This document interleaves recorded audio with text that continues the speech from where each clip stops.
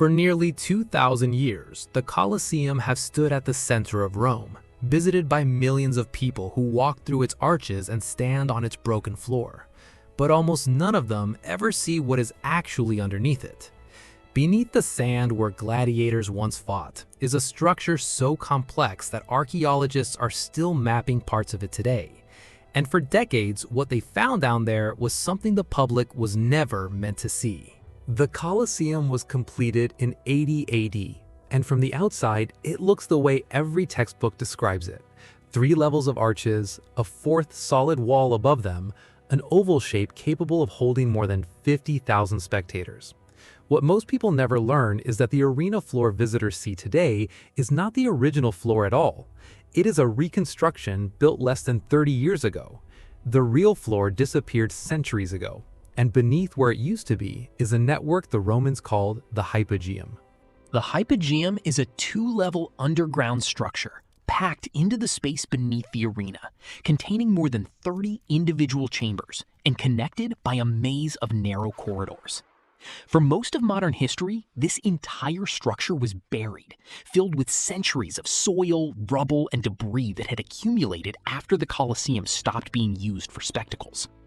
It was not until the early 20th century that excavation began to reveal what was actually down there. And what they found changed everything historians thought they understood about how the arena actually worked. Inside the hypogeum were 80 vertical shafts, evenly spaced beneath the arena floor. At the top of each shaft was a trapdoor. These shafts were not storage spaces. They were elevator systems, built almost 2,000 years before anything resembling a modern elevator existed. Wooden platforms inside each shaft could be raised using a system of ropes, pulleys, and counterweights, lifting animals, scenery, and even gladiators directly up through the trapdoors and onto the arena floor in full view of the crowd, as if they had simply appeared from nowhere. The engineering required to make this work at scale is something archaeologists did not fully appreciate until they studied the wear patterns on the surviving stone. The pulley systems needed to lift a fully grown lion, weighing well over 100 kilograms, required capstans, the rotating drums that workers turned by hand to wind the ropes. Multiple capstans were positioned along the corridors, and the rope routing through the hypogeum was specifically engineered so that several workers could combine their force to lift weight that no single person could move alone. But the real complexity was not in any single shaft. It was in the choreography of using 80 of them simultaneously, all hidden beneath a floor of sand, all timed to specific moments in a performance that an audience of 50,000 people was watching above. Historical records describe entire forests appearing on the arena floor in minutes, only to be replaced by desert landscapes shortly after, with animals released through different trapdoors at staged intervals to create the illusion of a chaotic wild hunt. For decades, the standard explanation was that the Colosseum's underground system worked entirely on manual labor, slaves and workers pulling ropes by hand in the dark, coordinating through shouted signals or bells. This explanation accounted for the basic mechanics, but it never fully explained how a performance involving dozens of simultaneous trapdoor openings could be executed with the precision that ancient sources describe, especially in spaces too cramped and too loud for verbal communication to work reliably. What changed this understanding was the discovery of a different kind of evidence inside the hypogeum corridors. Archaeologists found channel markings and wear patterns suggesting a system of mechanical signals, a way of communicating intent and timing between operators in different chambers without relying on sound. Some sections of the corridors show grooves consistent with sliding mechanisms that could transmit a physical signal down a line, essentially an ancient version of pulling a cord to ring a bell in a distant room, allowing precise coordination across a structure where shouting would have been useless. This detail matters because it shifts the hypogeum from being an impressive but crude underground basement into something closer to an engineered stage machine. A structure designed not just to hold things, but to operate as a synchronized system. The Romans were not simply hiding animals underground and holding them up when convenient. They were running a production with cues, time, There is a reason this part of the Colosseum's history did not receive much attention for so long. Excavating the hypogeum required removing the arena floor entirely, something that was not seriously attempted until the early 1900s. And even then, the work was slow, dangerous, and politically complicated. Italy went through 2 world wars during the period when this excavation was ongoing, and funding for archaeological work disappeared for years at a time. The hypogeum sat partially exposed and partially reburied multiple times across the 20th century, depending on what resources were available and what the political situation in Rome allowed. It was only in the past few decades that consistent, well-funded archaeological work was able to map the structure properly, and what they confirmed was more advanced than earlier excavations had suggested. The drainage system beneath the hypogeum, for example, turned out to be connected to a larger network that once allowed engineers to flood sections of the underground structure on purpose. This was not a flaw in the design.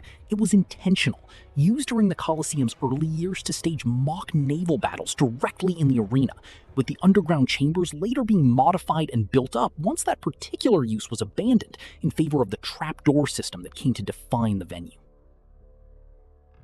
What makes the hypogeum especially significant is how it reframes the entire building. The Colosseum is usually presented as an architectural achievement based on its visible structure, the arches, the seating, the crowd capacity. But the part that actually made the spectacles possible was never meant to be seen at all. It was deliberately hidden beneath the sand, engineered to disappear from the audience's perception entirely, so that what they witnessed felt impossible. Animals and scenery appearing as if from nowhere, with no visible mechanism explaining how. Modern engineers who have studied the hypogeum's load calculations describe the lifting systems as remarkably efficient for their materials. Working only with wood, rope, and iron fittings, Roman engineers built mechanisms capable of repeated, reliable use across years of performances. Without modern metallurgy, without any equivalent of a motor, and without the benefit of centuries of accumulated mechanical engineering knowledge that later structures would draw on. Today, visitors can walk through restored sections of the hypogeum on guided tours, looking up at the underside of the modern partial floor that now covers a portion of the arena. Most still leave without fully grasping what they walked through, a structure that functioned for centuries as one of the most complex pieces of stage engineering in the ancient world, buried for most of history, and only properly understood in the last few decades of careful, patient excavation.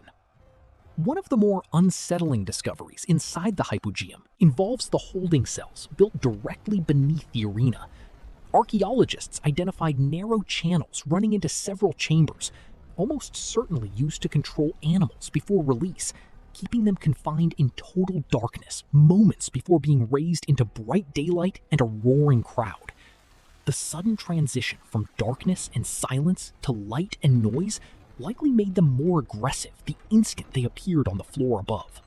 There is also evidence the system was modified repeatedly throughout its working life. The earliest version was simpler, with fewer shafts and limited mechanisms. As spectacles became more elaborate, the underground structure was expanded and reinforced. The hypogeum was never a single finished design. It was a working system Roman engineers kept rebuilding for as long as the venue remained active, treated less like fixed architecture and more like a machine needing continuous upgrades. What ultimately makes the hypogeum remarkable is not any single mechanism inside it, but the fact that it had to work flawlessly in front of 50,000 witnesses, with no opportunity to pause or visibly correct a mistake. A jammed trapdoor was not just a maintenance problem, it would have been a public failure in front of the entire city, which means every part of the system had to be engineered with a reliability that left almost no room for error. The Colosseum was never just an amphitheater. Underneath the sand was a machine.